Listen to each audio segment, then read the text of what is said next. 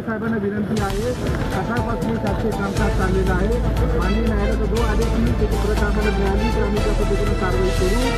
न्यायालयाच्या आदेशाचा आम्हाला आदर आहे, परंतु ह्या कारवाईमध्ये अन्यथेची निष्पाप लोकांना आडवं पाडून हे काम थांबवलं त्यानंतर अन्यथेची शासकीय अडथळा आला याची नोंद सिनियर पी आहे आणि एसीपी साहेबांनी घ्यावी ही माझी विनंती आहे. सिडको प्रशासनाच्या वतीने मी काय म्हणतो समोर